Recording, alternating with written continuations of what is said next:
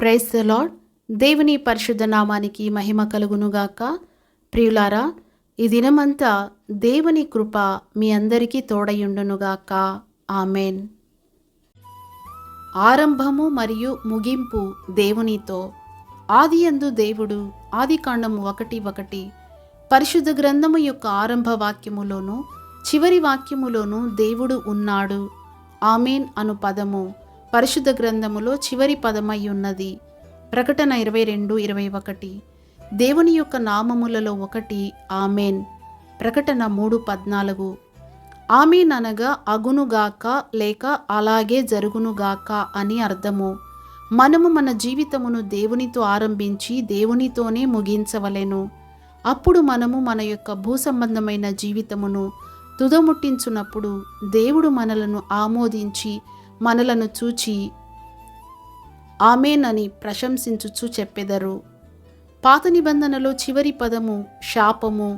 మలాకి 4:5 ఆంగ్ల ధర్మశాస్త్రము అని చెప్పబడు పాత నిబంధన అనున్నది ఆశీర్వాదములతో కాదు, శాపముతోనే ముగింపబడినది. మన జీవితము యొక్క ముగింపు దేవునితోనే ఉండవలెననగా మనము ధర్మశాస్త్రముతో బంధింపబడక ప్రేమతోనే బంధింపబడిన వారమై ఉండవలెను.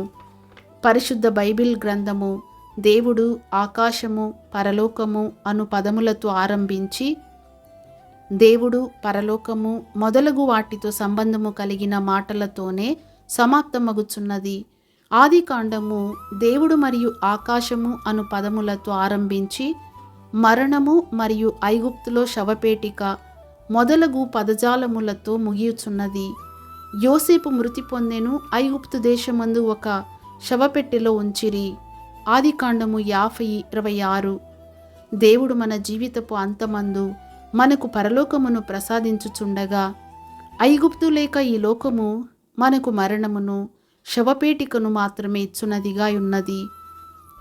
దేవుని బిడ్డ, నీ యొక్క జీవితము దేవునితో ఆరంభించుటయే ప్రాముఖ్యమైన విషయము. మరియు ప్రతి సంవత్సరము, ప్రతి నెల, ప్రతి దినము, ప్రతి ప్రణాళిక, నీవు పూనుకొను ప్రతి కార్యమును నీవు నీ దేవునితోనే ఆరంభించుటయే ప్రాముఖ్యమైనదిగా ఉన్నది. వాటిని మహిమకరముగా ముగించుట అనగా దేవునితో ముగించుట దానికంటే మరి ప్రాముఖ్యమైనది. దేవుడు మిమ్మును ఆశీర్వదించునుగాక. ఆమెన్.